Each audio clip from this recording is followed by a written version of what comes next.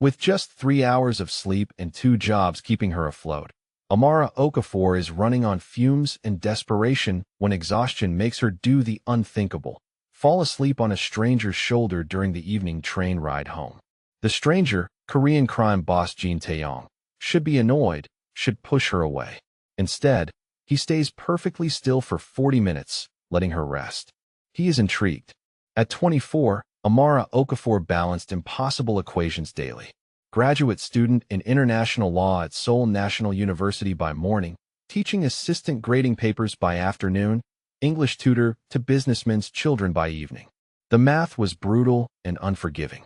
Rent for her tiny studio in Sinchon, 650,000 won monthly. Tuition, 8 million won per semester. Food, transportation, books, the endless small expenses that accumulated like debt, another 400,000 won.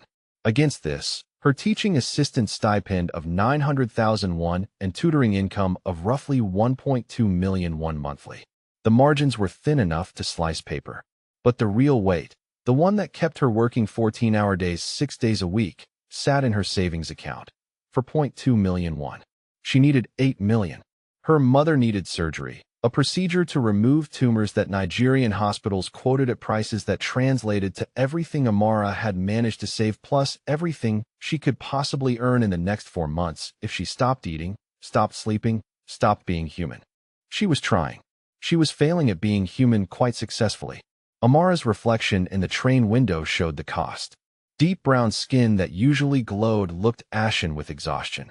Her natural hair, normally shaped into a beautiful crown of tight coils, was pulled back into a simple bun because she had not had the energy for her usual care routine in 3 days. Her dark eyes, intelligent and usually sharp with focus, were rimmed with red and struggling to stay open. At 5'7", she carried herself with natural grace, but tonight her shoulders slumped under invisible weight. The worn messenger bag across her body held 3 law textbooks, 2 student papers she still needed to grade, her laptop with the case study due tomorrow that she had not started, and a rice ball from the convenience store that would be both dinner and breakfast. Her clothes told their own story. A simple black sweater with a small mend at the elbow, jeans that were professionally appropriate but clearly old, practical flats that had been resold twice. Her only jewelry was a small silver cross her mother had given her and a watch that had stopped working, but she wore anyway, because replacing it seemed wasteful. The evening train from Gangnam, where she tutored, back to Sinchon was always crowded at 9 p.m. Amara stood near the doors during the first 2 stops, swaying with the motion, her eyes drifting closed and snapping open repeatedly. She had learned to sleep standing up during her undergraduate years in Lagos. This should be manageable. A seat opened at the 3rd stop. She took it gratefully, not noticing the way other passengers had given that particular section of the car a wide berth. She was too tired to notice anything except that she could finally sit down. The man beside her sat with perfect posture, utterly still in a way that suggested control rather than relaxation. Amara's exhausted mind registered only that he was well-dressed, quiet, and thankfully not trying to make conversation. She pulled out the case study she needed to read, determined to use the 40-minute ride productively. The words blurred after the 2nd paragraph. She read the same sentence 4 times, retaining nothing. Her head felt heavy, stuffed with cotton. The train's gentle rocking was hypnotic. Just rest your eyes for a moment, her exhausted body suggested. Just a moment. Her head began to droop. She caught herself, jerked upright. Read another sentence. Understood none of it. Her head drooped again. This time when she caught herself, she noticed her shoulder was tilting toward her seatmate. She straightened carefully, murmuring an apology too quiet for him to hear. It happened gradually, inevitably. Her eyes closed. Her head tilted. Her body, desperate for rest, sought the nearest stable surface. Her head came to rest gently against the stranger's shoulder. She was asleep before she could stop herself.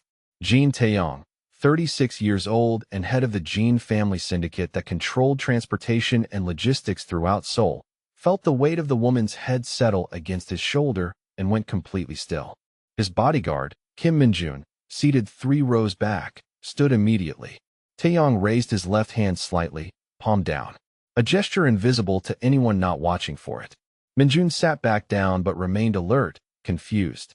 In the 7 years he had worked for Jin Taeyong, he had never seen his employer tolerate uninvited touch from anyone.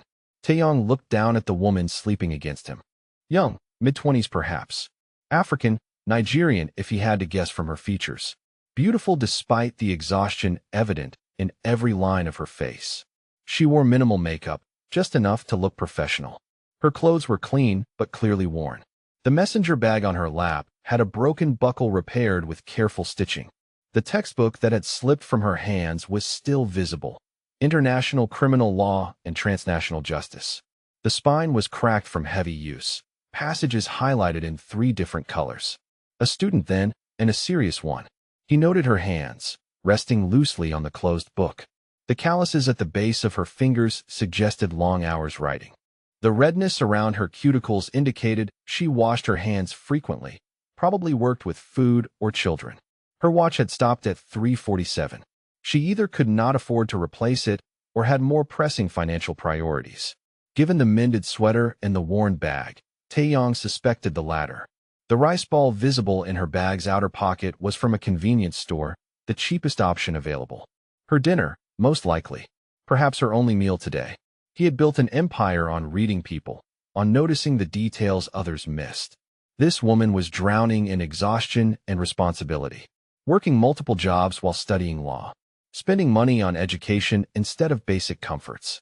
Determined enough to push herself to literal collapse. The train swayed through a curve. Her head shifted slightly against his shoulder, settling more comfortably. In her sleep, she made a small sound, not quite a sigh, something that spoke of relief so profound it approached pain. When had she last truly rested? Taeyong's right hand, which had been reaching for his phone, lowered slowly. He adjusted his position carefully, shifting his shoulder back slightly to provide better support for her head. His expensive charcoal suit, custom-made in Milan from wool that cost more than her textbooks, would be creased. He found he did not care. The other passengers who knew him, who recognized the man whose organization moved goods legal and illegal through every port and rail line in the city, stared with barely concealed shock. Jin Taeyong did not tolerate disorder. He did not accept inconvenience. He certainly did not allow strange women to sleep on him during train rides. And yet he sat perfectly motionless, his own work forgotten, letting this exhausted student rest against him. He studied her face in repose. Even in sleep, there was tension in her jaw, as though her body had forgotten how to fully relax. The faint lines between her eyebrows suggested she frowned more than she smiled lately. But her features, when not tight with stress, were striking. High cheekbones, a strong jawline, full lips slightly parted in sleep. She would be stunning when properly rested, when life was not grinding her down to nothing. The train announcer called the next stop.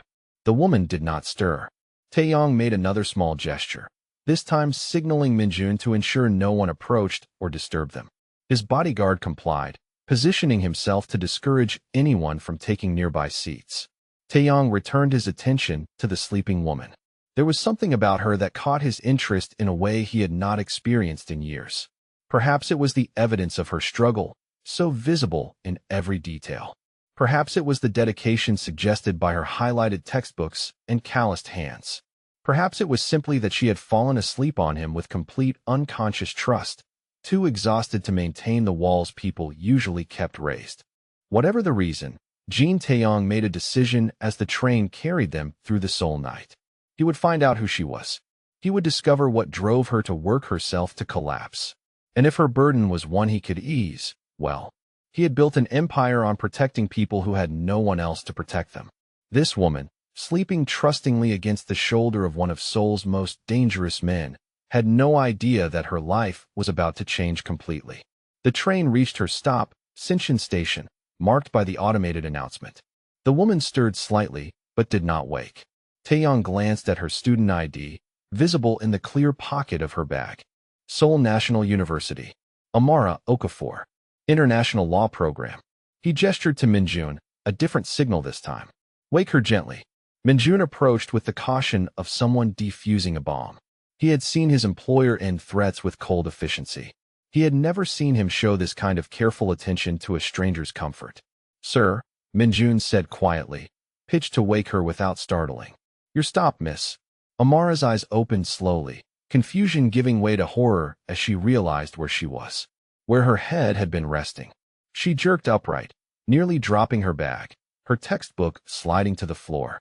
"Oh my God," she stammered, her English accented with Nigerian inflections. "I am so sorry. I did not mean to. I was just so tired. I should not have." She was gathering her belongings in a panic, her movements clumsy with embarrassment and residual sleepiness. The textbook, her notes, a pen that had rolled under the seat. Her hands shook slightly. Taeyang's voice, when he spoke, was quiet and measured, his English perfect with only the slightest Korean accent. "You needed rest. I have never been so useful while doing absolutely nothing." Amara looked at him directly for the first time, really seeing him. The expensive suit that probably cost more than her entire semester's tuition. The sharp, angular features that were striking rather than handsome, all clean lines and controlled intensity. Dark eyes that seemed to catalog everything about her in a single glance. The silver at his temples that suggested late 30s.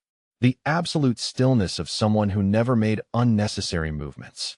And the other passengers, she noticed suddenly, were staring, not at her, at him, with expressions that mixed respect and fear. "I really am sorry," she repeated, understanding slowly that she had imposed on someone important. "Thank you for not waking me." The train doors were chiming, preparing to close. She stood quickly, slinging her bag over her shoulder, still clutching her textbook and scattered notes. Taeyang stood as well, a fluid, economical movement. He was tall, just over 6 feet, and carried himself with the kind of presence that made people step back automatically. He retrieved her pen from under the seat, offered it to her. Their fingers brushed as she took it. His hands, she noticed, were elegant but showed signs of violence. Old scars across the knuckles, the kind that came from hitting things. "Or people. Thank you," she said again, backing toward the doors. "I am truly sorry for the inconvenience." "It was not an inconvenience," Taeyang said simply. He paused, then added, "You work very hard, I think. Be careful not to work yourself to death." The doors opened and she fled onto the platform, her face hot with embarrassment, her mind spinning with confusion. Who was that man? Why had everyone been staring at him like he was dangerous? And why, despite her embarrassment, had she felt safer sleeping against his shoulder than she had felt in months? She did not look back as she hurried toward the station exit, too mortified to see if he was watching her leave. On the train, Jean Taeyang stood at the window, watching her disappear into the crowd. Minjun approached cautiously. "Sir, should I gather information about her?" Taeyang's slight smile was a rare thing, dangerous and oddly warm simultaneously. "No need. I know where she studies. I know what she is working toward, and I know she will cross my path again very soon." The train pulled away from the station. Taeyang returned to his seat, straightening his creased suit jacket absently. The fabric still held the faint warmth where her head had rested. Amara Okafor, international law student, working herself to exhaustion for something that mattered enough to sacrifice everything else. He had been exactly the same at her age, fighting to build something from nothing, refusing to stop even when his body begged for rest. He recognized her because he had been her once, and he had resources now that she did not. Resources he had built specifically for moments like this, for people like her who needed help they were too proud or too afraid to ask for. The question was not whether he would help her. That decision had been made the moment she fell asleep trustingly against his shoulder. The question was how to offer that help without frightening her away. Jean Taeyang was a patient man. He had built an empire on patience and precise timing. He could wait for the right moment. It would come soon enough. Amara walked the 12 minutes from Sinchon Station to her studio apartment in a daze of exhaustion and mortification. She had fallen asleep on a stranger, on a train, in public. The memory made her face burn even in the cool October night air. Her mother would be horrified. Her professors would question her professionalism. And that man, whoever he was, probably thought she was completely unprofessional and desperate. Which, to be fair, she was. Desperate, at least. The professional part she was still clinging to by her fingernails. Her studio was on the 4th floor of a building that had seen better decades. The elevator worked sporadically, so she took the stairs, her legs protesting each step. Inside, the space was barely large enough for a bed, a desk, a tiny kitchenette, and a bathroom the size of a closet. But it was hers, It was clean, and the heating worked. In Seoul's competitive rental market, that made it a victory. She dropped her bag on the desk, heated water for instant noodles because she was too tired to eat the rice ball, and forced herself to stay awake long enough to finish the case study. Her mind kept drifting back to the man on the train. Something about him had seemed familiar, though she was certain they had never met. Perhaps it was just that he carried himself like the wealthy businessman she tutored for, that same aura of absolute certainty and control. She finished the case study at 2 a.m., slept for 4 hours, and dragged herself to her 8 a.m. criminal procedure class, still thinking about dark eyes that had watched her with unexpected patience. The next 2 days passed in her usual blur of classes, teaching assistant duties, and tutoring sessions. She pushed the train incident to the back of her mind, filed under embarrassing moments best forgotten.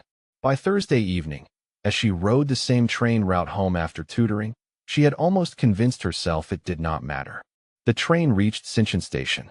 Amara gathered her belongings, stood, and stepped onto the platform with a dozen other passengers. The crowd dispersed quickly, people hurrying toward their various exits and connections. She walked toward the stairs that led to the street level, mentally reviewing her schedule for tomorrow. Midterm exams were approaching. She needed to prepare review sessions for the undergraduate students she assisted. 3 men stepped into her path near the bottom of the stairs. Amara stopped, startled, her tired mind taking a moment to process the threat. They were not commuters. They wore dark clothing that suggested intentional intimidation rather than fashion. The one in the center was older, maybe 40, with a scar running from his left eye to his jaw. The 2 flanking him were younger, broader, the kind of men hired for their physical presence rather than their conversational skills. "Miss Okafor," the scarred man said. His English was heavily accented but clear. "We need to discuss a debt." Amara's heart began to pound.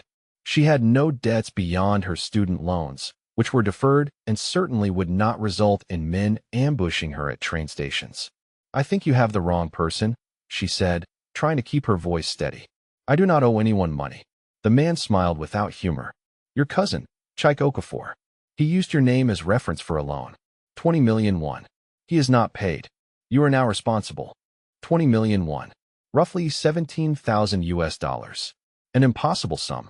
And Chike, her reckless, gambling-addicted cousin who had moved to Seoul 2 years ago, and whom she had helped exactly once, co-signing for an apartment because he claimed he was turning his life around. She had been so stupid. "I did not co-sign for any loan," she said, her voice shaking now. "Whatever my cousin borrowed, that is his responsibility, not mine." The scarred man stepped closer. She could smell cigarette smoke and something metallic. "The law sees it differently. Your name is on the document. Your signature. You will pay." "I do not have that kind of money," Amara said. She thought about running, but the 2 younger men had positioned themselves to block both directions.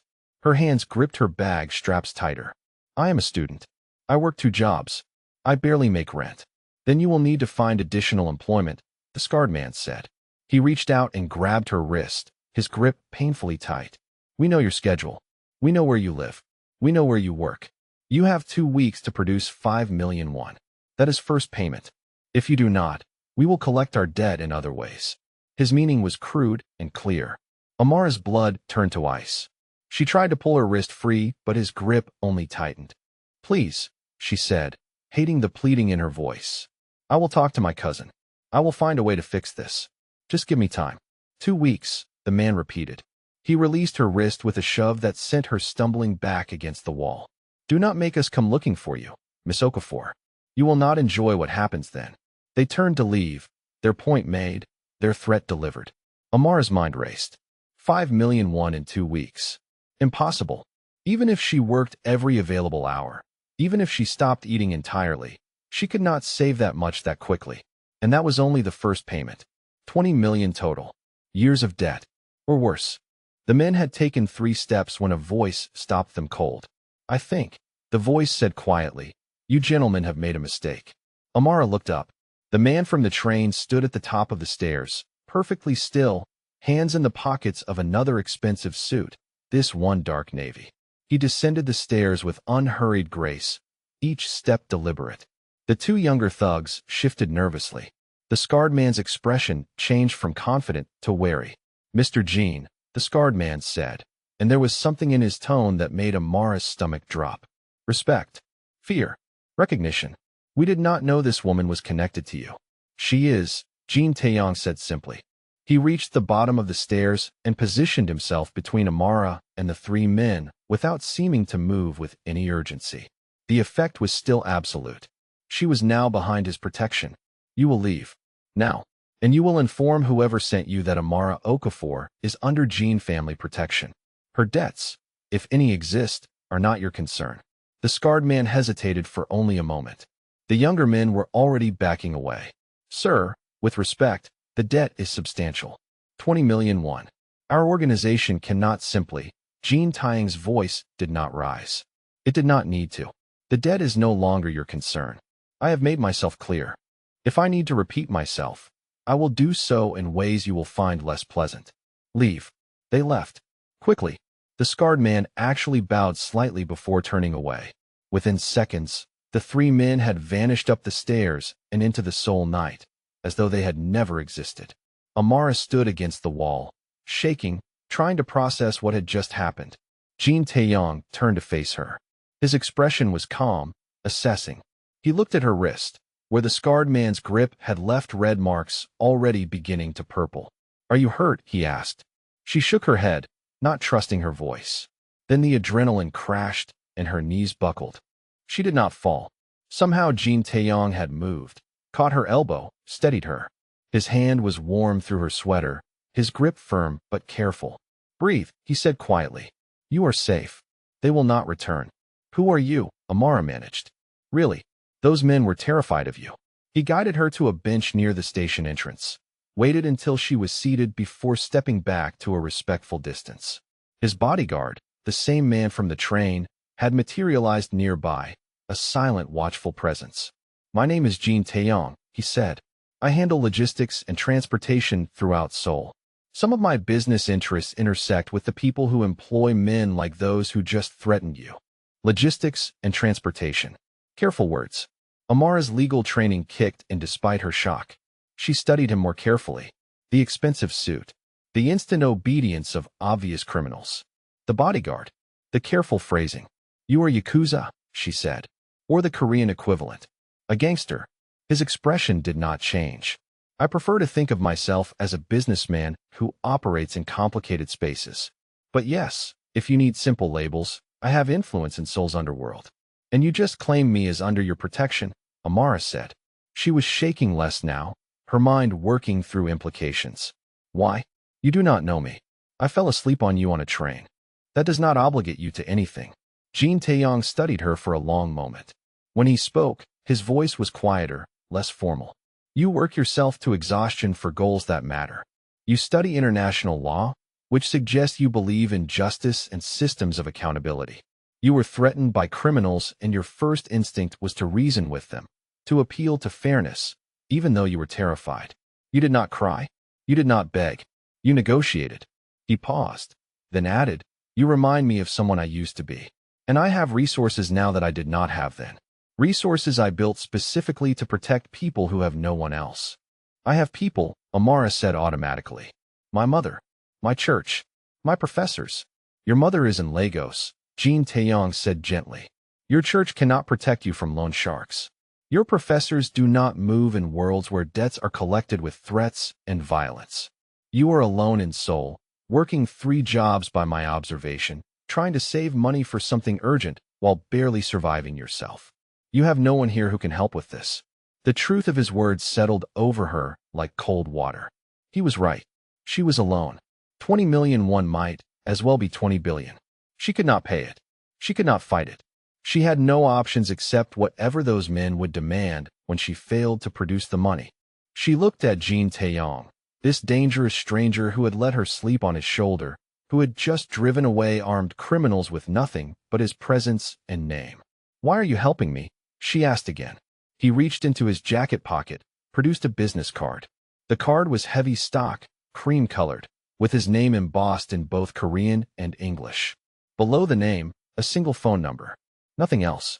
No company name, no title, no address.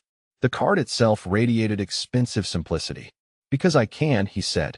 and because wasting your potential would be a crime worse than anything I have committed. He offered her the card. When you are ready to discuss a permanent solution to your problem, call me. I will explain what I can offer and what I would require in return. No obligations until you understand the terms completely. Amara took the card, her fingers brushing his again. The paper was warm from being in his pocket, the embossing crisp under her thumb. What kind of solution? She asked. The kind that eliminates your debt, ensures you can finish your degree without working yourself to death, and guarantees those men never threaten you again, Jean Taeyong said. In exchange, I would require your skills, your discretion, and your loyalty. Nothing illegal. Nothing that compromises your principles. Simply your expertise applied to my legitimate business interests. You want to hire me, Amara said slowly. As what? A lawyer? As a consultant in international law and business ethics, he said. I have lawyers who help me navigate gray areas. I need someone who helps me stay clearly within legal bounds. Someone who will tell me when I am wrong, not what I want to hear. Someone with integrity I can trust. She looked at the card, then at him. This is insane. I do not even know you. You could be offering me anything. You could be trying to trap me into something terrible. I could, Jean Taeyong agreed. That is why I am not asking for an answer now. Research me. Investigate my business holdings. Talk to people who know my reputation. Then decide if you trust me enough to call. And if I do not call, Amara asked. What happens to the debt? I have already informed the relevant parties that you are under my protection, he said. They will not approach you again regardless of your decision. Consider the debt handled. Why, she said. Why would you do that for me if I give you nothing in return? Because you needed help, Jean Taeyong said simply. And I was in a position to provide it. Whether you choose to work for me is a separate question. He stepped back, signaling the conversation's end. His bodyguard moved closer, ready to escort him away. Jean Taeyong looked at her one more time, his dark eyes unreadable. Go home, Miss Okafor. Rest. Think carefully about what you want your life to look like. Then call me if you decide you want my help shaping it. He walked away, his bodyguard falling into step beside him. They disappeared into the station crowd within moments, as though they had been ghosts. Amara sat on the bench, shaking with reaction, clutching a business card that felt like it weighed 1,000 pounds. Jean Taeyong. Crime boss. Dangerous man. The person who had just saved her from a nightmare with nothing but his name and presence. She should throw the card away. She should report this to police, to her professors, to someone in authority. She should stay as far away from organized crime as possible. That was what every instinct trained by law school told her. But the red marks on her wrist told a different story. And the memory of those men's faces when Jean Taeyong appeared, and the impossible math of her debt against her income, and the exhaustion that had made her fall asleep on a stranger's shoulder because she was so desperate for rest. Amara stood slowly, testing her legs. She walked home through streets that suddenly felt more dangerous than they had 2 hours ago. She climbed the stairs to her 4th-floor studio. She made tea she did not drink. She sat at her desk and pulled up her laptop and searched for Jean Taeyong. The results were carefully curated. Legitimate shipping companies, real estate holdings, transportation consulting. Nothing illegal, nothing obvious, but also nothing that explained why loan sharks had called him Mr. Jean with such fearful respect. She widened her search, adding Korean terms, looking in forums and news archives. There, buried in crime reports from 5 years ago, mentions of the Jean family, organized crime, protection networks, territorial disputes, and always, the note that police had insufficient evidence to prosecute. Jean Taeyong was exactly what she had guessed. A crime boss operating behind legitimate business fronts. Dangerous. Powerful. The kind of man her legal education said she should expose, not work for. She looked at the business card, still sitting on her desk, where she had placed it carefully. Heavy paper, simple elegance. A phone number that connected to someone who could make 20 million won in debt disappear with a few quiet words. Amara did not sleep that night. She sat at her desk, studying for tomorrow's exam, the business card visible in her peripheral vision. Tempting. Terrifying. Offering everything she desperately needed and everything she should refuse. By dawn, she still had not decided whether to call. But she had not thrown the card away either. She tucked it carefully into her wallet, hidden behind her student ID, a secret she was not ready to acknowledge but could not quite abandon. Jean Taeyong had said to call when she was ready. The question was whether she would ever be ready to accept help from a man whose protection came from fear, whose power was built on violence, whose world was everything she had dedicated her life to opposing. The question was whether survival mattered more than principles, whether her mother's life was worth compromising her values, whether being safe was worth being compromised. Amara went to class. She taught her sections. She tutored her students. She moved through her day as though nothing had changed. But the card in her wallet felt like it was burning through the leather, impossible to ignore, impossible to forget. And in an office across the city, Jean Taeyong reviewed a report on Amara Okafor's cousin, his debts, and the organization that held them. He made 3 phone calls. The debt was purchased for a fraction of its face value. The cousin was strongly encouraged to leave Seoul permanently. The loan sharks were informed that Amara Okafor was not to be contacted under any circumstances. By noon, the problem was solved. Whether she called him or not, she would never be threatened by those men again. He had promised her that much. But Jean Taeyong hoped she would call. He hoped she would be brave enough to choose the difficult path, to accept help that came from complicated places, to trust that his protection was genuine even if his methods were not purely legal. He recognized her. The determination, the exhaustion, the refusal to surrender even when drowning. He had been exactly the same at her age, and he wanted to see what she could become if someone gave her the chance to stop merely surviving and start actually living. The phone on his desk sat silent. He could wait. Patience had always been his greatest weapon. Amara Okafor would call. Eventually, when the weight became too much to carry alone, when she realized that accepting help was not the same as accepting defeat. He could wait. 2 days passed. Amara carried the business card in her wallet like a live grenade, aware of its presence every moment but unwilling to either use it or discard it.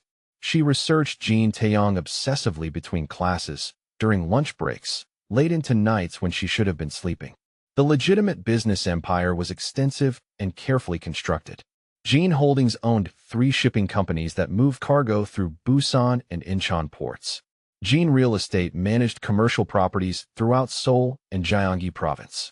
Jean Transportation Consulting advised logistics firms on supply chain optimization.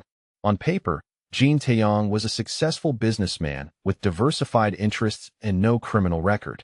The reality beneath the surface was more complicated. Amara found it in the careful gaps, the stories that stopped just short of accusations, the way business reporters used words like alleged and rumored and unconfirmed. She found it in a 5-year-old news article about territorial disputes between crime families, where Jean Taeyong's name appeared once, followed immediately by no charges were filed. She found it when she asked a classmate, Minseo, a Seoul native whose father worked in commercial law, if she recognized the name. Minseo's eyes had widened. Jean Taeyong? You met Jean Taeyong? Her voice dropped to a whisper despite the empty classroom. He is dangerous, Amara. His family controls half the underground economy in Seoul. Protection, smuggling, labor, all of it. But they are also weirdly honorable. They keep their word. They protect their people. My father says if you are going to owe money to criminals, you want to owe it to the Jean family because at least they have standards. What kind of standards? Amara had asked. They do not traffic people. They do not deal in certain drugs. They do not hurt children or families unless those families threaten them first. They keep their territory clean and their business partners protected. Minseo paused. Why are you asking? Did something happen? Amara had lied, claimed she was researching for a paper. But Minseo's information confirmed what she had already suspected. Jean Taeyong was exactly what he appeared to be, a crime boss who operated with rules, with boundaries, with something resembling honor in a dishonorable world. The question was whether that made accepting his help less wrong or simply more tempting. She did not call. Not on Wednesday. Not on Thursday. She went to classes, graded papers, tutored students, and pretended the weight of impossible debt was not crushing her slowly. Friday evening, Amara returned to her apartment building in Sinchon after a long tutoring session in Gangnam. She was tired, hungry, reviewing vocabulary lists in her head for tomorrow's exam. She climbed the stairs to the 4th floor and stopped at the landing. Her landlord, Mr. Park, was standing outside her door. He was a thin man in his 60s who usually avoided confrontation. Tonight he looked nervous and apologetic in equal measure. Miss Okafor, he said, I am very sorry. You need to leave. Amara's exhaustion evaporated into sharp alertness. What? Why? My rent is paid through the end of the month. Men came here today, Mr. Park said. 3 men. They asked about you. They asked which apartment was yours. They threatened me. Threatened my wife. Said if I continued to rent to you, there would be trouble. Her stomach dropped. The loan sharks. They had promised not to return, but that was before Jean Taeyong intervened. Before she became inconvenient. Before she failed to call and accept his help. Mr. Park, I can explain, she started. He held up his hand, cutting her off. I do not want explanations. I want you gone. I am sorry, you are a good tenant, but I cannot risk my family. You have until Sunday to move out. But I do not have anywhere to go, Amara said. Please, I will fix this. I will make sure they do not come back. How will you fix it? Mr. Park asked, his nervousness sharpening into anger born of fear. You are a student. Those were criminals. Dangerous men. What can you possibly do against them? He was right. She had no answer. Mr. Park shook his head, turned away, disappeared down the stairs. Amara stood frozen in the hallway, her keys still in her hand, her mind racing. She unlocked her door with shaking hands. The apartment was undisturbed but felt violated anyway. Knowing those men had been here, had stood outside, had threatened her landlord. She was being pushed, cornered, forced to choose. She sat on her narrow bed and pulled out her phone, pulled Jean Taeyong's card from her wallet, stared at the embossed numbers. Her pride said she could handle this herself. Her exhaustion said she was drowning and too stubborn to grab the rope. Her practical mind said that losing her apartment meant losing everything. The fragile stability she had built, the proximity to campus, the affordable rent she would never find again in Seoul's brutal housing market. Her phone showed 9:47 p.m. Too late to call. Did crime bosses keep business hours? The absurdity of the question almost made her laugh. Nothing about this situation was normal. Nothing about the past week had followed any reasonable pattern. She dialed before she could talk herself out of it. The phone rang once, twice. On the third ring, Jean Taeyong answered. His voice was calm, unsurprised, as though he had been expecting her call at this exact moment. Miss Okafor. 2 words. No question, no greeting beyond her name. Somehow that steadiness helped. She took a breath. You said I could call when I was ready to discuss a solution. I did, he confirmed. Are you ready? I do not have a choice anymore, Amara said. Her voice was steady despite everything. They came to my apartment building. They threatened my landlord. He is evicting me. I have until Sunday. A pause. Then, where are you now? At home. For 2 more days, at least. Pack whatever you need for the weekend, Jean Taeyong said. A car will arrive in 30 minutes to bring you somewhere safe. Tomorrow morning, we will discuss terms and solutions. No obligations until you hear everything and agree. Understood? Understood, Amara said. Then, because she needed to say it, why are you doing this? You could have let this go. Let me figure it out on my own. His answer was quiet, carrying weight she did not fully understand yet. Because I have been where you are. Desperate, alone, working until exhaustion, with no good options and too much pride. Someone helped me when I needed it. I survived because of that help. Now I help others when I can. It is that simple. Nothing about you seems simple, Amara said. The hint of a smile colored his voice. No, but the core motivation is. I will see you tomorrow, Miss Okafor. Pack. Rest. You are safe now. He ended the call before she could respond.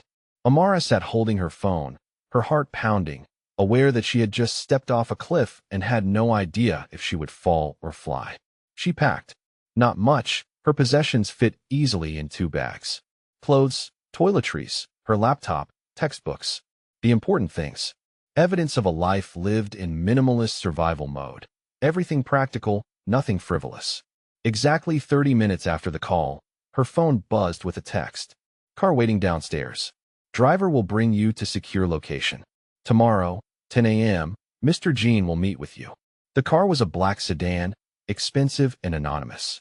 The driver was professional, silent, opened her door without comment. They drove through Seoul's nighttime streets, away from Sinchon, into Gangnam, then up into the hills where the city's wealthiest residents lived behind high walls and sophisticated security. The building they stopped at was modern glass and steel, exclusive even by Gangnam standards. The driver escorted her to a private elevator that required a keycard. Inside, he pressed the button for the top floor, then handed her the keycard. Mr. Jean has arranged this apartment for your use. Secure building, 24-hour security, fully furnished. You will be safe here. The elevator opened directly into the apartment. Amara stepped inside, and her breath caught. Floor-to-ceiling windows overlooking Seoul's glittering skyline. Open-plan living area with furniture that looked like it belonged in design magazines. Modern kitchen with appliances she barely recognized.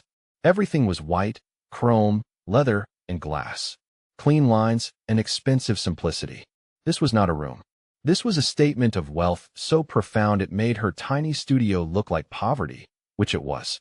She had been surviving in 20 square meters of cramped functionality. This apartment was easily 10 times that size, each square meter more expensive than her monthly rent. The driver placed her bags just inside the door. Mr. Jean will arrive at 10 a.m. There is food in the refrigerator. Everything you need should be available. If you require anything else, call this number. He handed her another card, this one with a different phone number. Then he was gone, the elevator descending silently, leaving her alone in luxury that felt like a beautiful cage. Amara walked through the space slowly. The bedroom had a bed larger than her entire sleeping area at home. The bathroom had a soaking tub and rainfall shower. The closet was empty but enormous. The refrigerator, when she checked, was indeed stocked with fresh food, ingredients, things she had not been able to afford in months. She should feel grateful. Instead, she felt the weight of obligation settling over her shoulders like a physical thing. This was not kindness without strings. This was investment. Jean Taeyong was demonstrating his resources, showing her what accepting his help would look like, making refusal almost impossible. She barely slept, too wired with anxiety and awareness of where she was, what she was considering. At dawn she showered in water pressure that felt like luxury itself, dressed in her most professional clothes, a navy blouse and black slacks that looked shabby against the apartment's elegance. At exactly 10 a.m., the elevator chimed. Jean Taeyong stepped out, dressed in a charcoal gray suit that probably cost more than her semester's tuition. He looked at her, taking in her professional clothing, her careful composure, the exhaustion she could not quite hide. "Good morning, Miss Okafor. Did you sleep?" "Not much," Amara admitted. "This apartment is very generous. And intimidating." "It is secure," Jean Taeyong said. "Which is what matters. Please sit. We have things to discuss." He gestured to the dining table near the windows. As they sat, Amara noticed he had brought a leather portfolio. He opened it, removed several documents, arranged them on the table with precise movements. "I am going to be completely transparent with you," he said. "These are the terms I am offering. You will read them, ask questions, take as much time as you need. Nothing moves forward without your clear agreement. Understood?" "Understood," Amara said. Jean Taeyong slid the first document across to her. It was a contract, professionally drafted, clearly written. He spoke as she read. "I am offering you a position as legal consultant for Jean Holdings and its subsidiary companies. Your role would be to review contracts, advise on compliance with Korean and international law, and ensure our business operations remain within legal boundaries. Starting salary, 50 million won annually." Amara's head jerked up. 50 million won, roughly 42,000 US dollars. More than double what she currently made working 3 jobs combined. In addition, Jean Taeyong continued, full tuition coverage for the remainder of your law degree. Private apartment, this one or another you prefer, rent and utilities covered. Comprehensive health insurance, including coverage for family members requiring care abroad. A signing bonus of 15 million won, available immediately. 15 million won. Enough to cover the debt, her mother's surgery, and leave emergency funds. Enough to transform her life overnight. "What do you require in exchange?" Amara asked. Her voice was steady but her hands trembled slightly. Jean Taeyong met her eyes. "Your expertise in international law and business ethics. 8 to 12 hours per week of your time, scheduled around your classes. Absolute discretion about anything you see or hear related to my business. Loyalty, meaning you do not share privileged information with competitors or authorities. And honesty, meaning you tell me when I am wrong, when something is illegal, when I am crossing lines I should not cross." He paused, then added, I have lawyers who help me navigate gray areas and find loopholes. I need someone who keeps me from meeting loopholes. Someone who will say no when I should not do something, regardless of whether it is profitable. And if I refuse to help with something illegal, Amara asked, what happens? Then I do not do that thing, Jean Taeyong said simply. Or I find legal alternatives. Your job is not to be complicit. Your job is to be my conscience in business matters. What about consequences? Amara said. The contract mentions termination clauses. What happens if I betray your confidence? Jean Taeyong's expression remained calm, but his voice carried weight. If you share privileged information, discuss my business with authorities or competitors, or violate the confidentiality agreement, the contract terminates immediately. All financial support stops. The apartment, the salary, the tuition coverage, everything ends. You return to exactly where you were before we met. That is the consequence. Not violence, not threats, simply the removal of support. And my cousin's debt? Amara asked. Already handled, Jean Taeyong said. Purchased and forgiven. Whether you accept this position or not, that debt no longer exists. You will not be contacted by those men again. I promised you that much regardless of your decision. Amara stared at the contract. The terms were clear, generous, almost too good. She looked up at him. This feels like you are offering me everything I need and asking for very little in return. I am asking for something very specific, Jean Taeyong said. Your integrity. Your willingness to tell powerful people they are wrong. That is rare and valuable. Most people can be bought.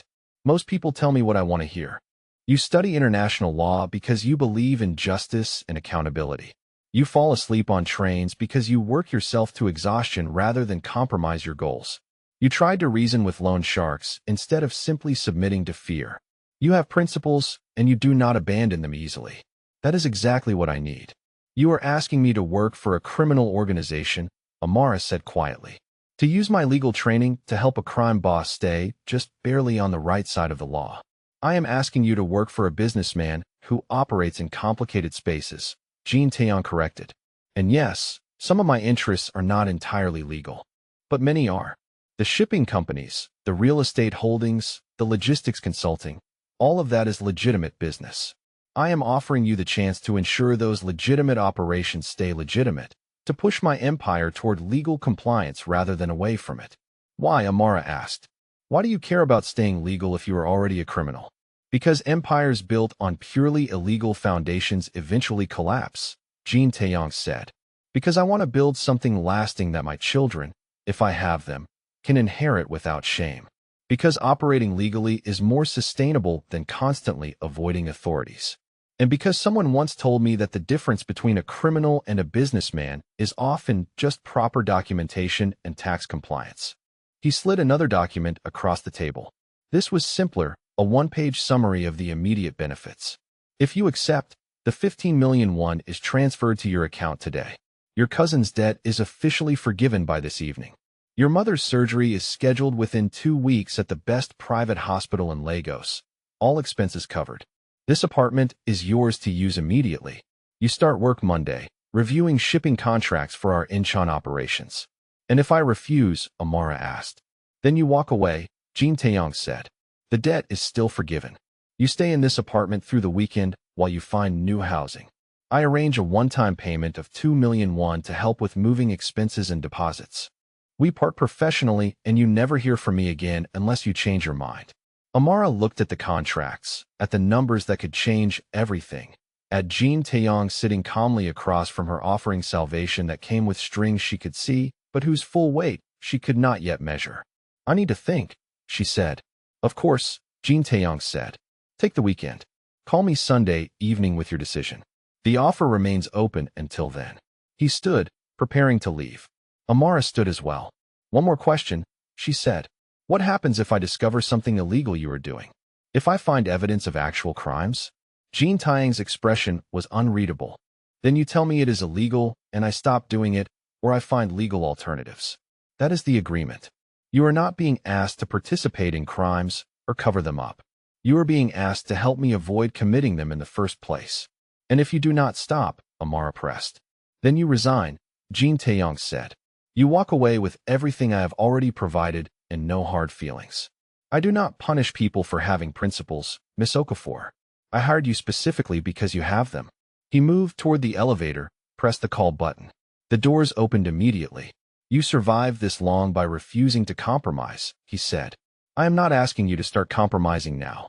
I am asking you to use your principles as a tool to make my world better by keeping me honest. Think about it. Decide what serves your goals and your values. Then call me. The elevator doors closed. He was gone. Amara stood in the expensive apartment, staring at contracts that offered everything and asked for something she could not quite name. Not her soul exactly. Not her integrity, if Jean Taeyong was being honest. Just her skills, her time, her discretion, her willingness to work for a man who operated in moral gray areas while claiming to want her to keep him in the light. She sat back down at the table. Read the contracts 3 times, looking for traps, for hidden clauses, for the catch that would reveal this was too good to be true. The language was clear, professional, exactly as Jean Taeyong had described. Generous salary, clear responsibilities, explicit termination conditions. Nothing hidden. The catch was not in the contract. The catch was in her own conscience. Could she work for a crime boss and maintain her integrity? Could she accept his money without becoming complicit in whatever illegal activities he did not share with her? Could she trust that he genuinely wanted her to keep him honest? Or was this elaborate manipulation to make her feel like she had agency, when really she was just being bought? But then, what were her alternatives? Return to the impossible grind, working 3 jobs while falling further behind, watching her mother die because she could not afford treatment, losing her apartment and her stability, and eventually her degree as exhaustion and poverty crushed her spirit? Maybe morality was a luxury she could not afford. Maybe survival required accepting help from complicated sources. Maybe the world was not divided into pure good and absolute evil, but rather into shades of gray where the best choice was the least harmful one. Or maybe she was just rationalizing, justifying, making excuses for wanting the money badly enough to ignore where it came from. Amara stood, walked to the windows, looked out over Seoul spreading beneath her in all its glittering complexity. Somewhere down there was her tiny studio she could no longer afford. Somewhere down there were students she taught, criminals who had threatened her, a life she was barely managing to survive. And here, in this apartment 40 stories above it all, was a contract offering escape, offering not just survival but the chance to actually thrive, offering her mother's life, offering her own future, asking in return for something she was training to do anyway. Use law to hold powerful people accountable, to keep them within legal bounds, to make systems work properly. Was working for Jean Taeyong really different from working for any other corporation that operated in ethical gray areas? Was his honesty about his criminal connections actually more honorable than legitimate businesses that hid their corruption behind respectable facades? She did not know, but she had until Sunday to decide. And as she stood in the apartment watching the sun move across the city, she knew that the decision was already made. Had been made the moment she called him. Had been made the moment those loan sharks grabbed her wrist, and she realized how utterly powerless she was alone. She needed help. He was offering it. The terms were clear. The price was visible. Whether that made it right or simply made it necessary was a question she would spend the rest of her life answering. But she would answer it from a position of safety, with her mother alive, with her future secure.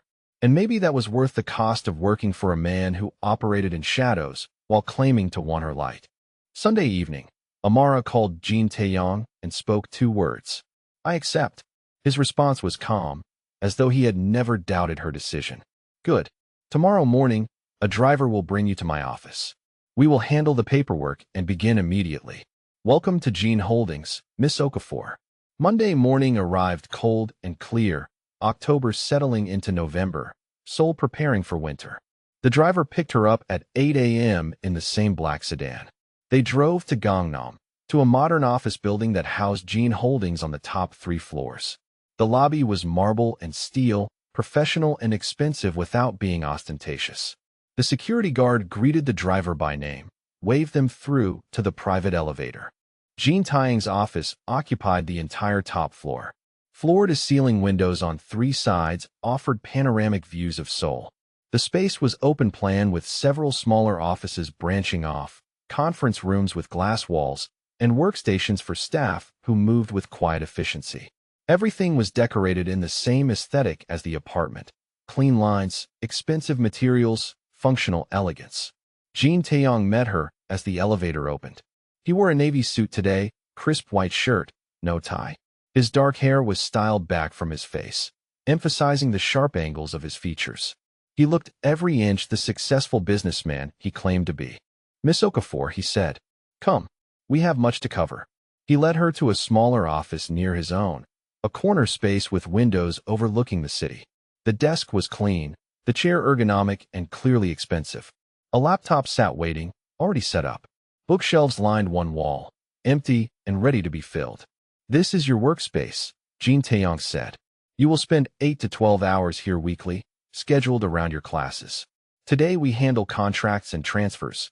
Then I will show you the first project." The next 2 hours were paperwork.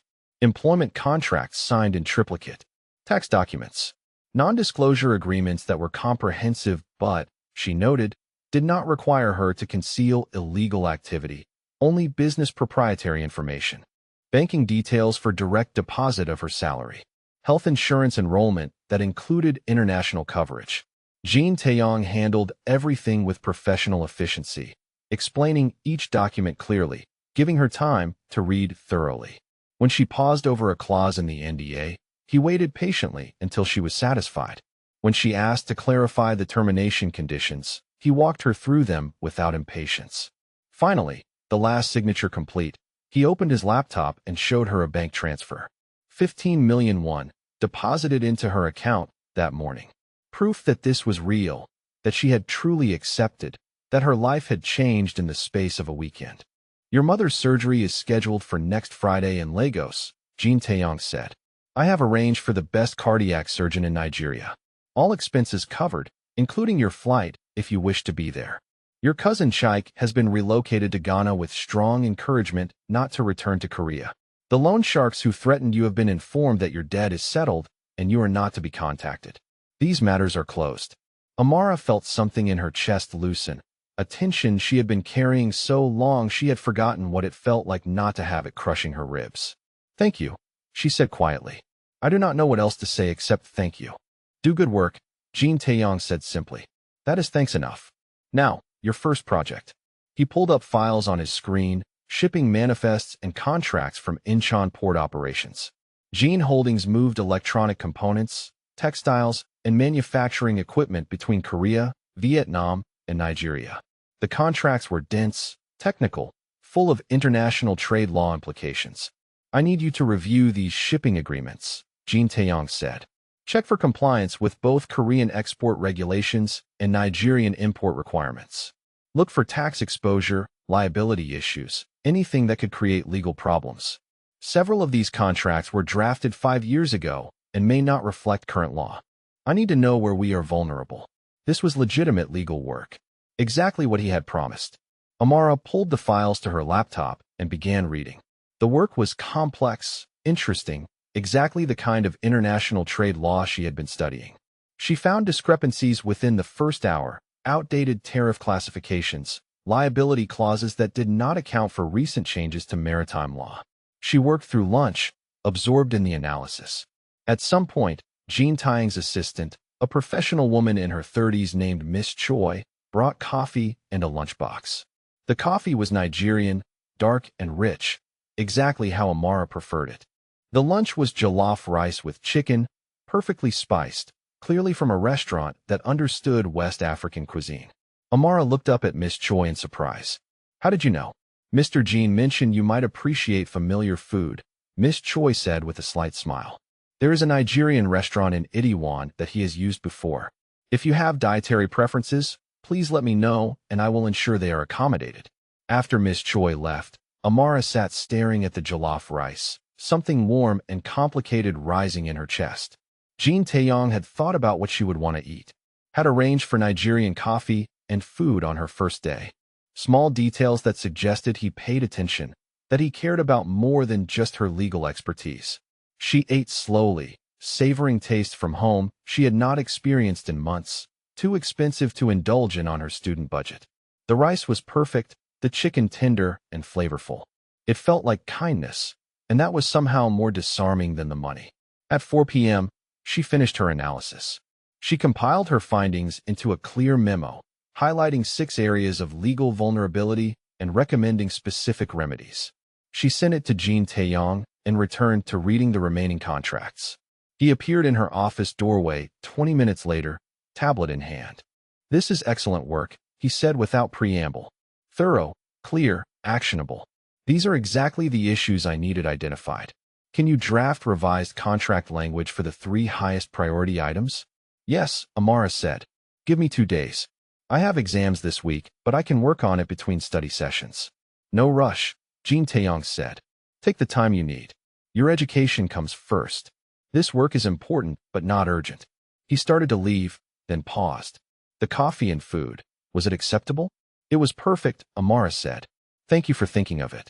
His expression softened slightly, something that might have been a smile. "I grew up between 2 cultures, Nigerian and Korean.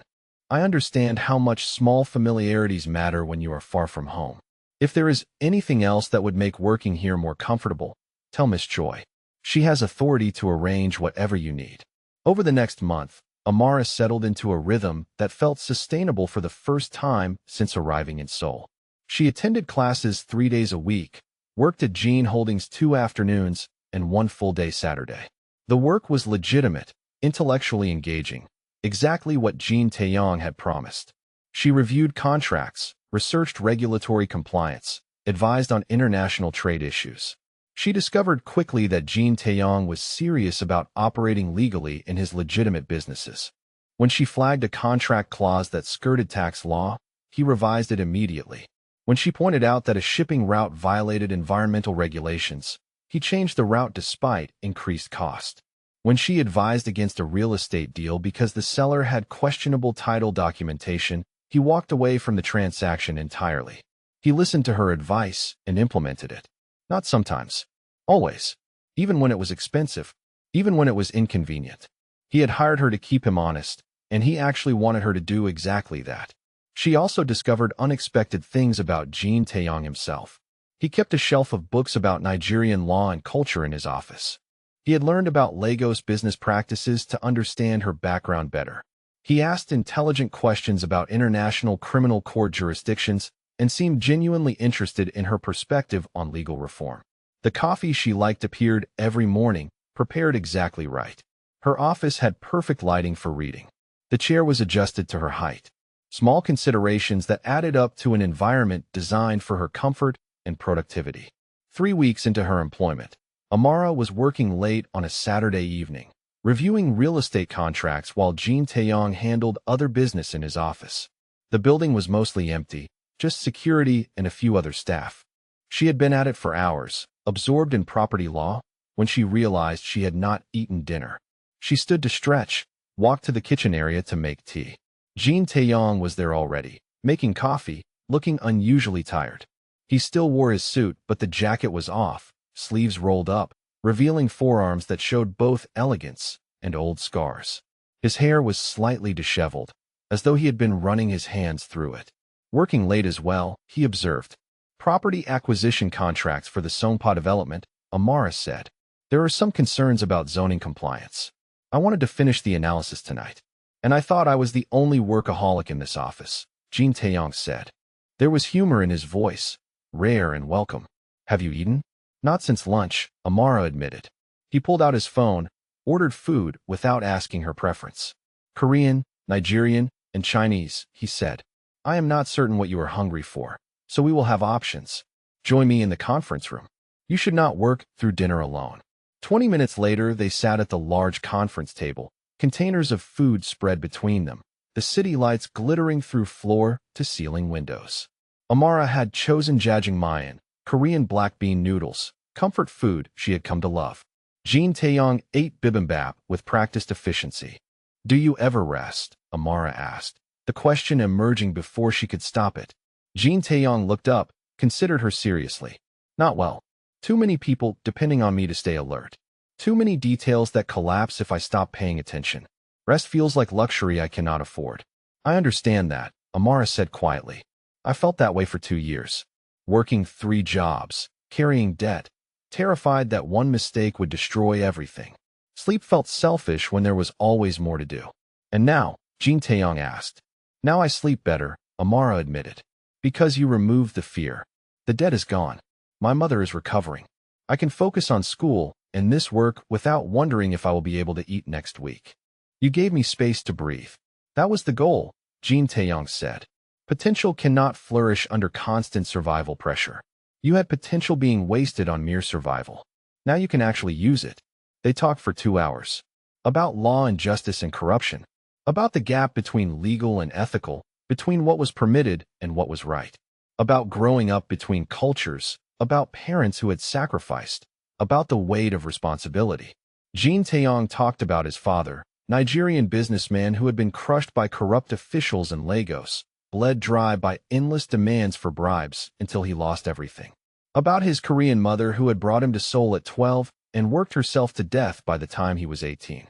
I built this empire, he said quietly, so no one could take from me what they took from my father. So I could protect people who have no one else. Every protection network, every connection, every piece of power, I built it specifically so corrupt officials could not destroy the people I care about. His eyes met hers across the table, dark and intense. You remind me why I started this. Your integrity, your determination to do right despite cost. That is what I am trying to protect in this world. That is what I was trying to preserve in my father and failed. I do not want to fail again. Amara felt something shift in her chest, recognition and understanding flooding through her. Jin Taeyong was not just a crime boss offering her a job. He was a man who had been broken by watching his father destroyed, who had built power specifically to protect others from the same fate. His criminal empire was a shield, born from trauma, motivated by love and loss.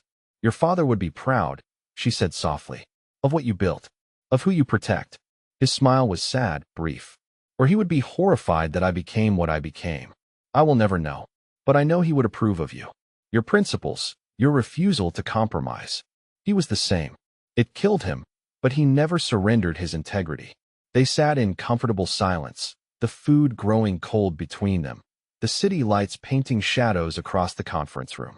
Amara realized with surprise that she was enjoying his company, that she looked forward to these moments, that Jin Taeyong had become more than her employer. He was becoming someone she trusted, someone she respected, someone whose presence made her feel safe in ways she had not felt since leaving Nigeria. That realization should have worried her. Instead, it felt like coming home. The following week, Amara was at the office on a Wednesday afternoon when raised voices drew her attention. She stepped out of her office to see Jin Taeyong in the main workspace, speaking with quiet intensity to 3 men she recognized as police officers. One of his employees, a young man named Park Jae-hun who handled shipping logistics, stood off to the side looking terrified. I do not care about your quotas, Jin Taeyong said, his voice cold and controlled. You have no warrant, no legitimate reason to be harassing my employee for bribes. You will leave now, or I will call my attorneys, and we will discuss police corruption with your superiors. The senior officer bristled. You cannot threaten us, Mr. Jin. We are simply investigating tax irregularities. Then investigate officially, through proper channels, with proper documentation, Jin Taeyong said. Not by cornering my employee in the parking garage and demanding 20 million won for problems that do not exist. I have security footage of your unauthorized approach. I have recordings of your demands. I have documentation proving Mr. Park's taxes are fully compliant. Would you like me to share all of this with internal affairs? The officers left quickly, their faces dark with anger but unwilling to push further. Jin Taeyong waited until they were gone, then turned to Park Jae-hun. Are you all right? He asked, his voice gentler now. Yes, sir, Park stammered. Thank you. They said if I did not pay they would create problems for my family. I did not know what to do. You did right by telling me, Jin Taeyong said. No one touches my people. If they return, if any official tries to extract bribes or threaten you, you come to me immediately. That is what protection means.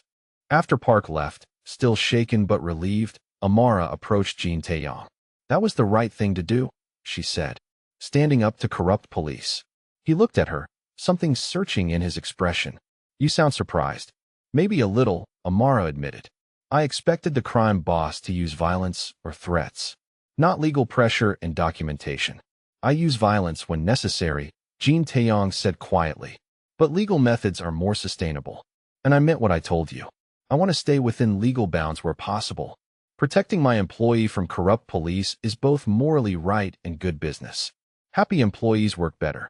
Protected people stay loyal. You care about them, Amara said. Your employees. This is not just business to you. I came from nothing, Jean Taeyong said. I know what it feels like to be powerless, to be crushed by people with authority. When I got power, I decided to use it differently. Protection matters. People matter. And yes, I care. Is that so surprising? From a crime boss. A little, Amara said honestly. His smile was brief and genuine. Then perhaps you need to reconsider your assumptions about who I am. I am not a good man, Miss Okafor. But I am not as bad as you might think. I have lines I do not cross and people I protect. You are one of those people now. 3 months into working for Gene Holdings, Amara no longer felt nervous entering the office. She had found her rhythm, balancing classes and work with actual rest, sleeping full nights for the first time in years. Her mother was recovering well in Lagos, calling weekly with updates that were full of gratitude and joy. Her grades were improving because she could focus on learning instead of survival.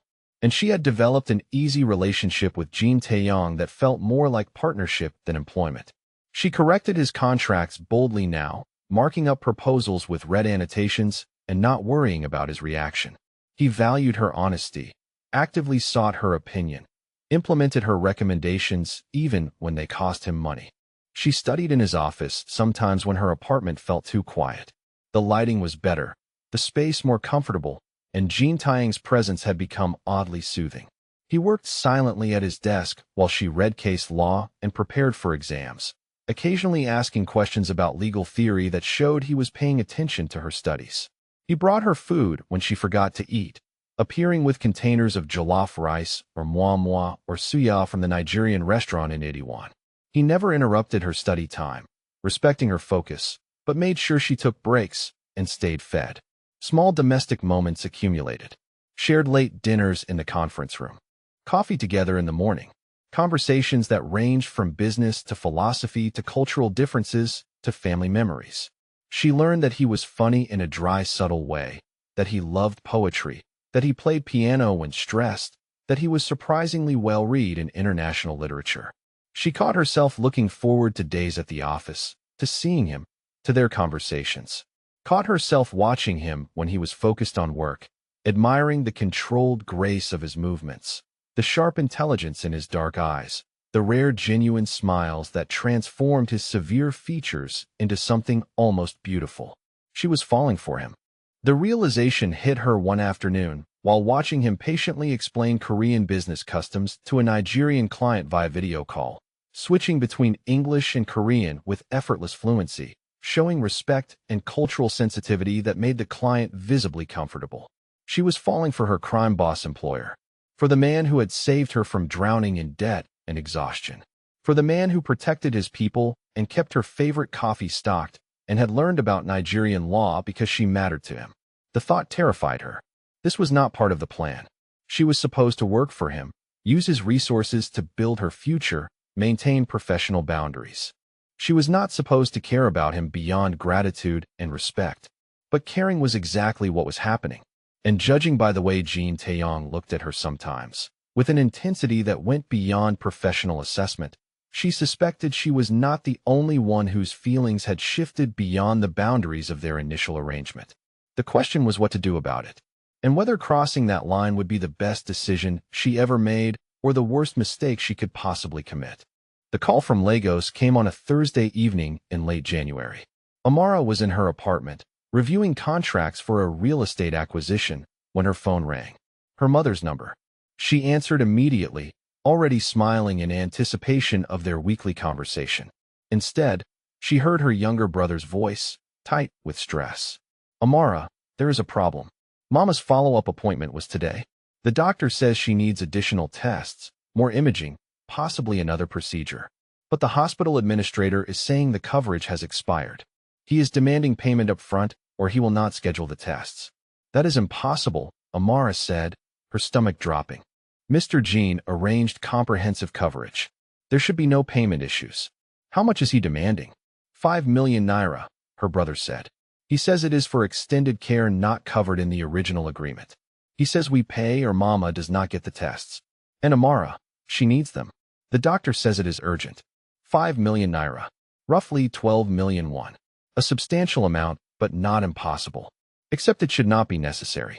The coverage Jin Taeyong had arranged was supposed to be comprehensive, covering all follow-up care for 2 years. Do not pay anything yet, Amara said. I will handle this. Tell Mama not to worry. I will fix it by tomorrow. She ended the call and immediately dialed Jin Taeyong. It was nearly 10 p.m., but he answered on the second ring, as he always did when she called. Miss Okafor, his voice was calm, attentive. What is wrong? She explained the situation quickly, her voice shaking slightly with anger and fear. The hospital administrator demanding payment, the coverage supposedly expired, her mother needing urgent tests. Jin Taeyong was silent for a moment. Then, this is corruption. The coverage is fully paid and valid. Someone is demanding bribes by threatening your mother's care. Give me the hospital name and administrator's contact information. Amara provided the details. Jin Taeyong's voice turned cold. I will handle this tonight. Your mother will have her tests tomorrow at no cost. This administrator will regret attempting to extort my people. How? Amara asked. You are in Seoul. The hospital is in Lagos. I have connections in Nigeria, Jin Taeyong said. Extensive ones. My father built relationships there before he died. I maintain them. This will be resolved within hours. Trust me. I do, Amara said, and realized it was completely true. I trust you. Good, Jin Taeyong said. His voice softened slightly. Do not worry about your mother. Worry is my responsibility now. You have exams tomorrow. Focus on that. I will call you when it is handled. He ended the call. Amara tried to study, but could not focus, her mind spinning with fury at the corrupt administrator and gratitude for Jin Taeyong's immediate response. At midnight, her phone buzzed. A text from Jin Taeyong. Problem solved. Hospital administrator has been replaced. Your mother's tests are scheduled for tomorrow morning, all expenses covered indefinitely. The new administrator has been instructed to provide excellent care or face consequences. 30 minutes later, her brother called to confirm. The hospital had contacted them, apologizing profusely, saying there had been an administrative error. All care was covered. Tests scheduled. No payment required. Amara sat in her apartment, staring at her phone, overwhelmed by the speed and efficiency of Jin Taeyong's intervention. He had made a single phone call and transformed a crisis into resolution. Had reached across thousands of miles to protect her mother from corruption. Had kept his promise without hesitation. She could not study, could not sleep. At 2 a.m. she gave up, got dressed, and took a taxi to Jin Holdings. The building was mostly dark, but the penthouse lights were on.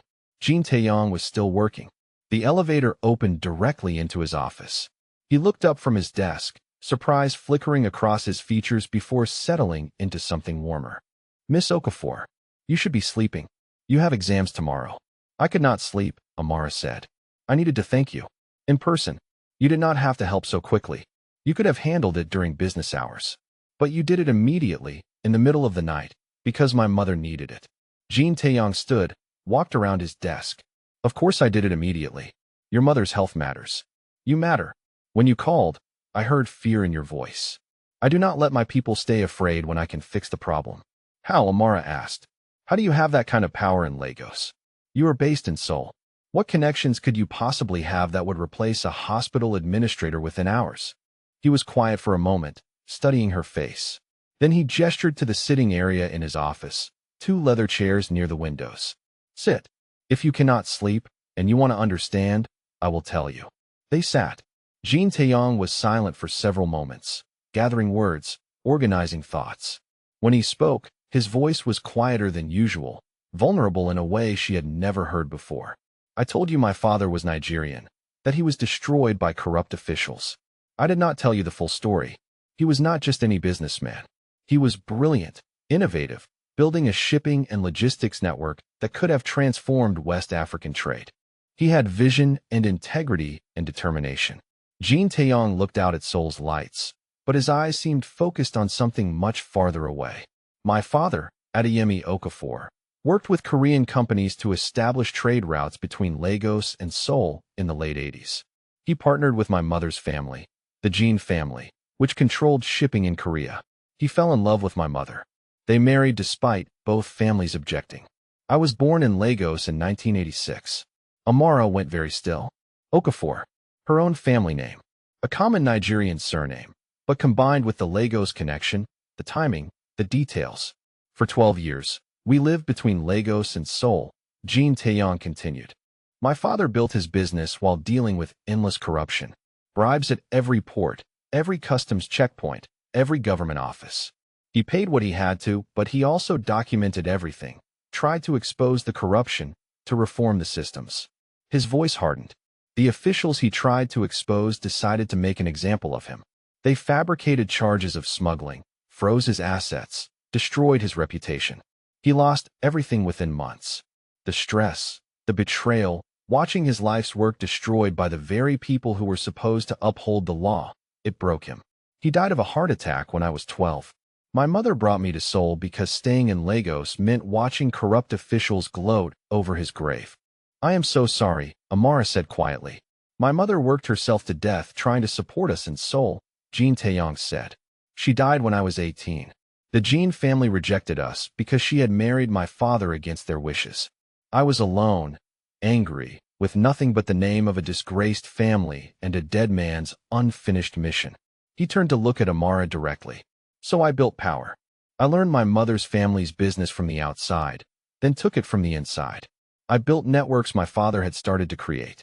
I cultivated connections with people in Lagos who remembered Adeyemi Okafor and respected what he tried to do.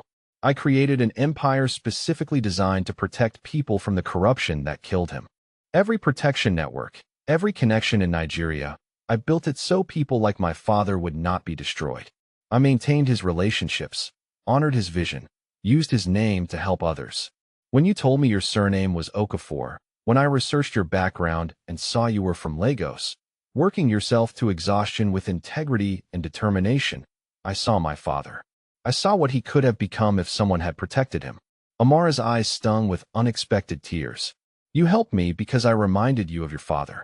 I helped you because you are exactly the kind of person my father died trying to protect, Jean Taeyong said. Someone with integrity working in a corrupt system, someone exhausting themselves for family, someone refusing to surrender principles despite cost. I could not save him, but I can save you. I can use the power I built from his destruction to ensure you do not end up destroyed the same way. His expression was raw, vulnerable, the careful control stripped away. You asked why I have power in Lagos.